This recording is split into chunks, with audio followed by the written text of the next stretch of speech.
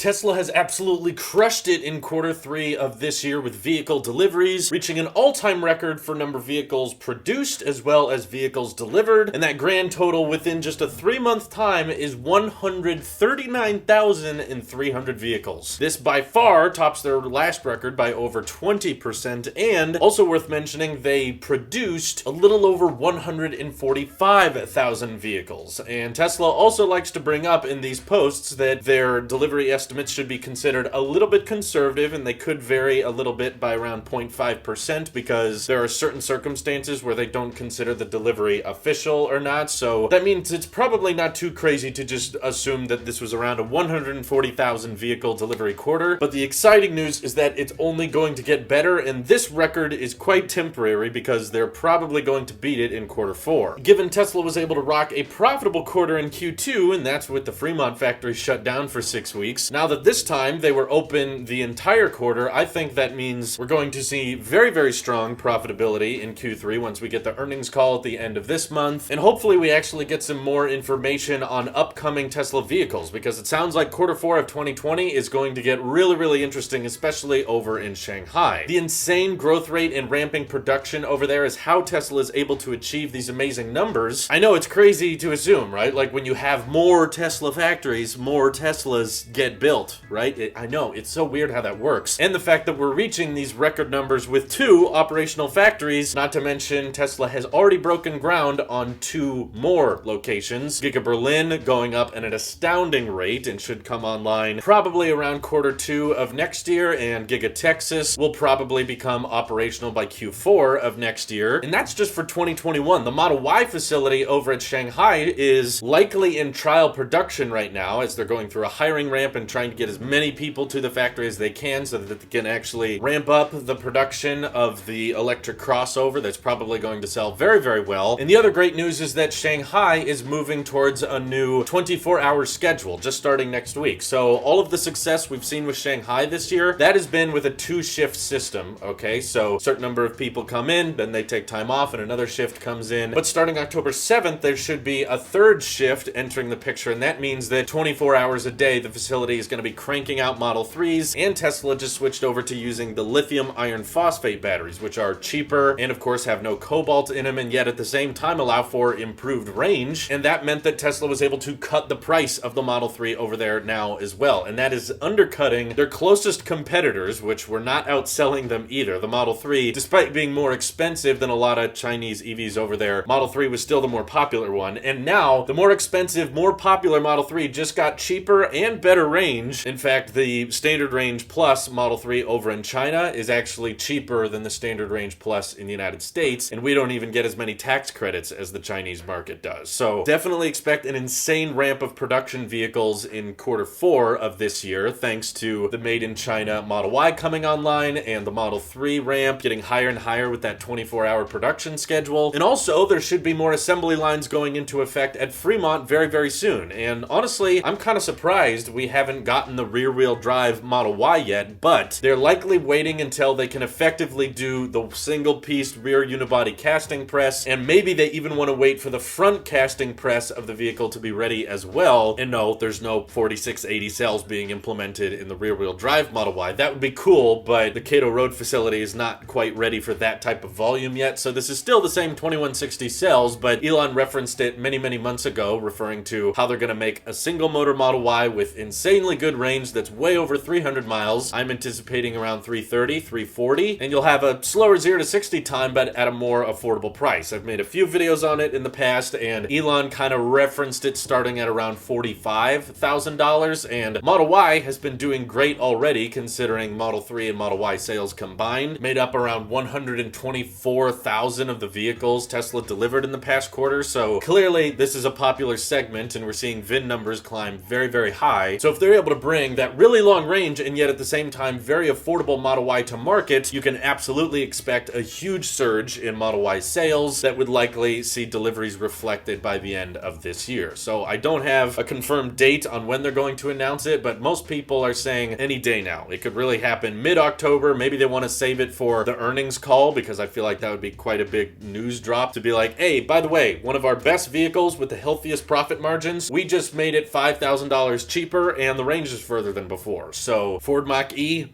you did. No, I'm just kidding. Obviously, all competition is a good thing, but in order for Tesla to reach guidance, which originally, even before the pandemic, they were saying was 500,000 vehicles, they have to deliver a little over 181,000 vehicles in the fourth quarter of this year. And now that Giga Shanghai is going to be switching to a 24-hour work schedule, they're going to be opening up the Made in China Model Y assembly line, and they're likely going to be launching the rear-wheel drive Model Y in Fremont at the end of this year. I think it's very, very possible for them to reach that official guidance number, which I think will be an insane milestone if you consider that they originally set out that delivery goal before 2020 even started, before Tesla knew that their factory would be shut down for weeks. And to know that despite all that, they were still able to reach the guidance they provided, the rest of the auto market simply cannot catch up. Seriously, like, there is so much decline in every other auto segment, with sales dropping and way less companies actually meeting their guidance because, of course, the pandemic has affected them. And yet here comes Tesla exceeding expectations and reaching those guidelines despite the pandemic, which is an amazing milestone. And of course, seeing record amounts of vehicles produced and delivered is an awesome thing. And it's only going to get more interesting next year once GigaBerlin comes online, GigaTexas comes online. This is just going to increasingly grow and grow. What are you guys most excited for in Tesla's production ramp? Feel free to let me know. Thank you all for watching. Hope you have an excellent rest of your day.